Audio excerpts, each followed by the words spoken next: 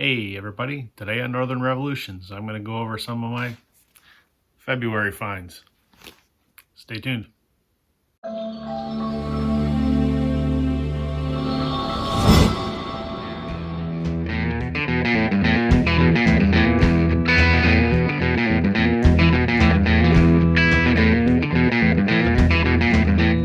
Hey vinyl community, welcome to Northern Revolutions. I'm Rob. Welcome back if you're returning, welcome if you're new. Today I'm going to go over some of my February finds, stuff that I picked up this month while record shopping. Well, I didn't actually do a lot of record shopping. In fact, I don't know if I did any record shopping in the traditional sense of the word. A lot of the stuff I'm going to show you today is just stuff that I ordered, be it from an artist, off the evil eBay, or something I bought off Discogs. I got some interesting stuff this month. I will say the stuff that I picked up this month is fairly commercial, and this may be an unpopular opinion, but I think sometimes people get frowned on for listening to stuff that's too commercial, and I can't figure out why that is. I mean, just because it's commercial doesn't mean that it isn't good. So I'm not one of those kind of snobby record guys. I've got a lot of stuff you guys probably haven't heard of. As I mentioned before, I'm huge into the Canadian indie music scene. Most of you won't have heard of any of it. But I also love the Beatles, the biggest band in the world, and I've got a lot of commercial stuff I'm going to show you today. So, I don't know. See what happens. Before I do that, though, a couple housekeeping things. If you could do me a favor and hit that like button, or even give me a subscribe, I greatly appreciate it. I have to say thank you to everybody. This is my 1 month anniversary on YouTube, and I'm just shy of 200 subscribers. I'm blown away. I started this thing a month ago because I wanted to yammer on about records, because no one in my house cares. And I've watched so many, vinyl community channels over the last year or so that I thought, well, let's see if anyone cares what I have to say. And I'm flattered that almost 200 of you, tune in to see what I have to say every now and then. So thank you for that. I very much appreciate it. I want to give since we're a vinyl community, and I like that aspect of it. I mean, I've participated in a few contests. I just did an entry a few days back for Robert's On My Turntable contest, which was a great one. So that's fun. But I wanted to just kind of give a shout out to a couple channels that I really like, that I follow. First is a guy by the name of Chris, and his channel is called Stylus Meets Vinyl. Chris and I actually both started YouTube around the same time. We're both members of the Ontario Record Collectors Group on Facebook, and that's how he and I got to know each other. And he started his, and said I should do the same, and I had thought about doing it for a while. So if you guys want to, and I'll leave links to these, but if you want to head over and check out Chris's channel, I'm sure he would very much appreciate the support. He's a fellow Canadian. Obviously, he lives just a few hours north of where I am, a few hours north of Toronto. Great guy. Check out his videos. The other guy that I want to give a shout out to is Brian over at Shamrock'n Records. He's a awesome dude down in Maine.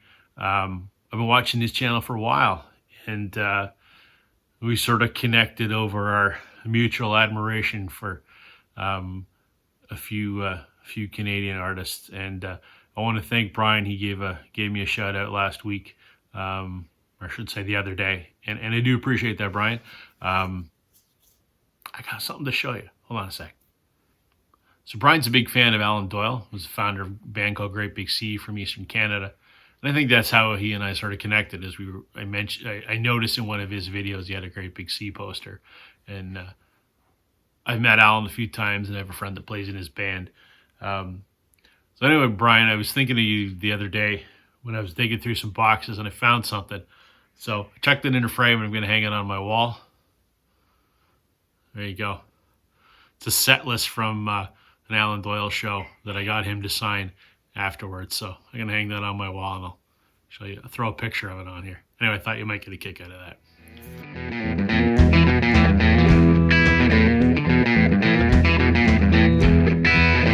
All right, so I'll show you a few of the things I picked up over the course of last month. The first one I'm going to start with is a Christmas record. This Christmas record. This is Whitehorse. I mentioned Whitehorse before. Love these two. It's Luke Doucette and his wife Melissa McClelland. They're phenomenal. I can do a whole video on why Whitehorse are awesome. This is their Christmas record. It's all originals except for 2,000 Miles, which was written by Chrissie Hynde, and Blue Christmas, which is the Elvis song. Before I tell you why I bought this, other than the fact that I love Whitehorse and I have everything that Whitehorse put out, I'm going to show you the record because the record looks pretty cool. It's on gold vinyl. So, why would I buy a Christmas record in February? Generally, I'm not a fan of Christmas records in general. I'm nothing against Christmas. I'm just not one to sit down and listen to Christmas records. But I have a few, and maybe in December of this year, I'll do a here's my Christmas albums video. But I bought that because I didn't have it. And I ordered something from Whitehorse directly. So I just tacked that onto my order because I didn't have it. So the main thing that I got from Whitehorse is this, which just came out. So this is called Modern Love. Whitehorse put out 2 albums last year, and this was the first one. Their other record was already issued on vinyl. This just came out on vinyl on Valentine's Day. So I bought this. I got to show you the record because the record is very cool. It's got a nice decorative whatever, but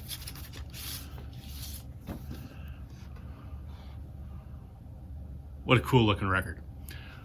What I'll say about Whitehorse, I mean, as I said, I could say a lot about Whitehorse. Whitehorse is signed to an indie label in Toronto called Six Shooter Records. Six Shooter and Whitehorse collectively have put out some amazing looking records. The quality of the vinyl, they're almost always colored, and the artwork on their jackets are just phenomenal. In fact, their other record, which I'm going to talk about in another video, so I don't spoil anything about that, the one that came out just after this one, the artwork for that actually just today got nominated for a Juno, which is our version of the Grammys, for album artwork of the year. But anyway, getting back to why I bought Modern Love. I love Whitehorse. For anyone that hasn't seen my earlier videos, shame on you. Whitehorse is a husband and wife duo. They started as adult alternative indie folk and have morphed through various genres to like contemporary rock and roll to they did their take on Southern blues. This is truthfully, it's a sappy love album. It is. It's not that it's bad. It's probably my least favorite of their 6 or so albums that they've done. It's just kind of slow and melodic, and that's fine to a degree, but I need a little bit of up-tempo in there somewhere. It's not that it's bad by any means, and maybe once I give it a couple more listens, I'll come around to it. Their other album that came out after this, which again, we'll talk about in another video, is very sort of psychedelic rock. So they change genres almost by the album.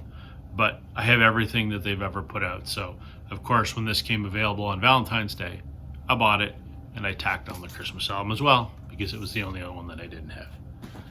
So that's Whitehorse. I mentioned about some stuff that's pretty commercial. Well, this is certainly one of them.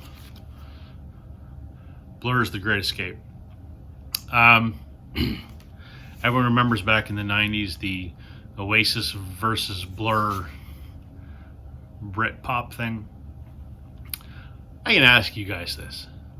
I get why Blur is Britpop. I don't get why Oasis is Britpop. I don't think of their music as pop. I think of it as rock and roll. So I don't know why they're sort of classified as the same. Not that Blur didn't have some rock songs. Obviously, Song 2 is a rock song.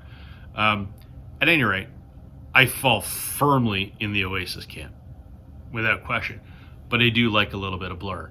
And I vividly remember back in the 90s when I was listening to Oasis, my girlfriend was a Blur fan, and through osmosis, I absorbed some Blur. And there's a few of their albums that I really like. So this was the first Blur record that I got, which is probably my favorite of them all. It's got Country House, Charmless Man, The Universal. I mean, those are great songs. The other one that I really want to try and find is Park Life, but I don't know. We'll see. But anyway, Blur's The Great Escape. The next one I'm almost ashamed to show you guys. It's one of those albums that everybody should have, and everybody probably does have. I've heard this album many, many times. I've never owned it on CD. I've never owned it on vinyl. I don't even have it on digital. But when I guess this was my only record store purchase earlier back at the very beginning of the month. I saw this and I thought, I better buy this because everyone should have it. It's AC/DC's Back in Black. I mean, the songs that are on here: Back in Black, Hell's Bells, Shoot to Thrill, Rock and Roll Ain't Noise Pollution, You Shook Me All Night Long, Have a Drink on Me. I mean, 3/4 of that album are amazing singles. So it's just one of those that I've always liked this album, but for whatever reason, I just never had it. And now I have it. So, yay me. The next one is a band I've loved for a long time. And when their stuff originally came out on vinyl 10 years ago, I didn't buy it for whatever reason. Now it's hard as hell to find. But they just reissued this album, Uncle Tupelo's Anodyne. I'm sure probably everyone knows who Uncle Tupelo is. Maybe not. They're the precursor to Wilco. This, I believe, was their last album before they split into Son Volt and Wilco. This came out in '93. This one's actually on clear vinyl, which is cool. I didn't buy it because it was on clear vinyl, but that just was a bonus. This is a great record. I mean, some of the stuff that's on here: The Long Cut, Get Back the Key to My Heart, Chickamauga, which is one of my favorite Tupelo songs. Just such a fantastic record. Uncle Tupelo, in my opinion, sort of really defined the modern alt country genre that Wilco sort of made famous. But glad to have this. The other one I really need to find is No Depression, which I think is equally as good of an album. So I'm keeping my eye out for that, but I'm glad to have got Anodyne by Uncle Tupelo.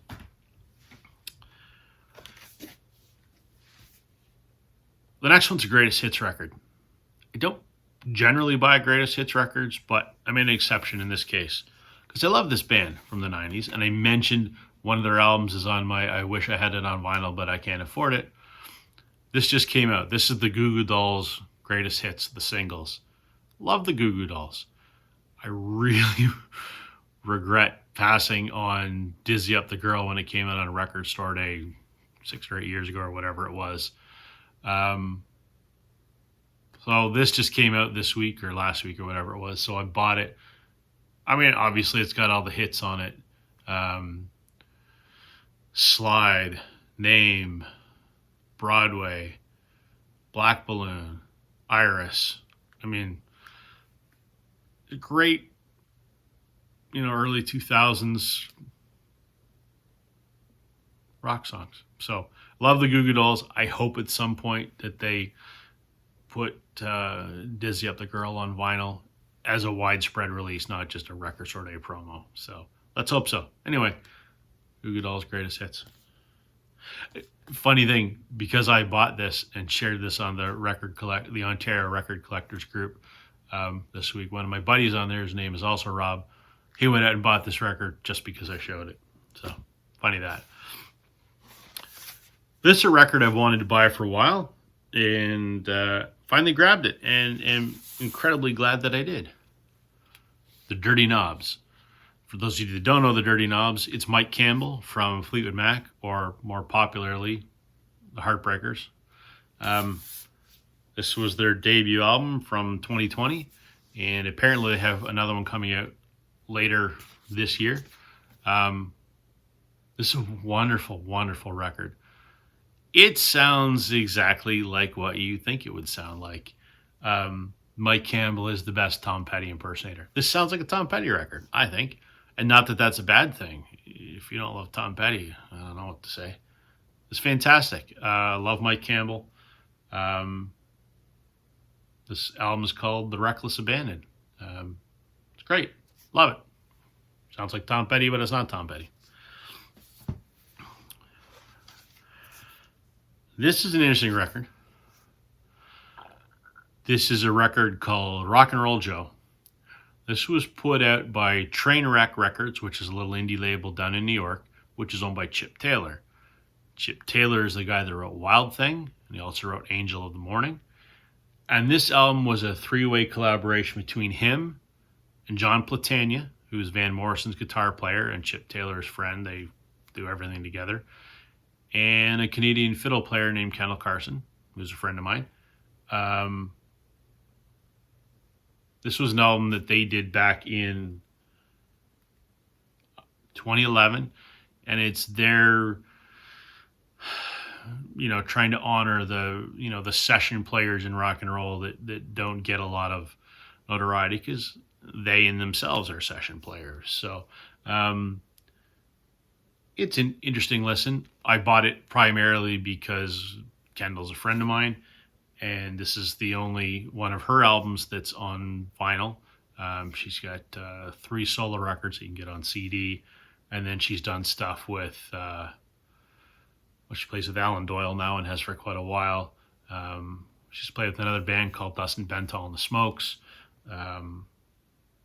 She's played with a lot of people. Anyway, I bought this just because I wanted to get it for a while and saw it at the right price, so I got 2 more here. They're both the same artist. I bought the first one. Okay, let me backtrack. I love live records, and I think I've said that before. So I saw this online cheap, so I bought it. This is Sheryl Crow live at the Capitol Theater. One thing that's cool about this record, it's on pink vinyl. It's not why I bought it. I like Sheryl Crow. I bought it because it's a live record. It's got some of the hits on it. I mean, I like all her stuff, so I don't really care whether it's the hits or not. And it's okay. Is it good? Nah, no. Is it bad? No. It's just it's okay. One of the main reasons I bought it is I had pre-ordered her Live from the Ryman box set months ago from a company that was offering a signed photo with it, and it just got delayed and delayed and delayed and delayed and delayed, and I got frustrated and said, cancel my order. I'll find it eventually. But then I saw this, so I bought it instead because I'm like, it's a live Sheryl Crow record. And it is okay, it's fine. And then I found the Live at the Ryman, which is this here. The Capitol Theater's a 2-disc. This is a 4 LP. This is really, really good. I mean, it's got everything on it. She's got some nice guest musicians. Emmylou Harris is on here. Brandy Carlisle's on here. Stevie Nicks. Waddy Wachtel, one of my favorite guitar players, who is Stevie Nicks' guitar player, and before that he was Linda Ronstadt's guitar player. Wicked guitar player. Jason Isbell's on here. It's a fantastic live record. It's got everything on it that you would hope that it would have. It's got a great live version of Run Baby Run. I love that song.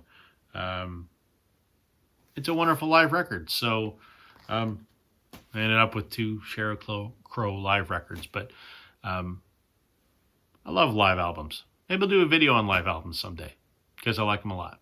So those are my February pickups. Yeah, maybe this month I'll get out to actually do some crate digging at a record store because I haven't dug through used vinyl in a while, and I would like to do that. It'd be even better if there was a record show around here one of these days. That would be nice too. But anyway, that's all I got for today. Thank you everyone for sticking around. If you wouldn't mind, like I said, give me a like and a subscribe. I appreciate it very much. Let's see if we can get to 300 subscribers. And also check out the other 2 channels that I mentioned, Shamrock'n Records and Stylus Meets Vinyl. I'm sure Brian and Chris would love it if you paid them a visit. That's all I got for today, everybody. Thank you so much. Have a great day. Catch you on the flip side.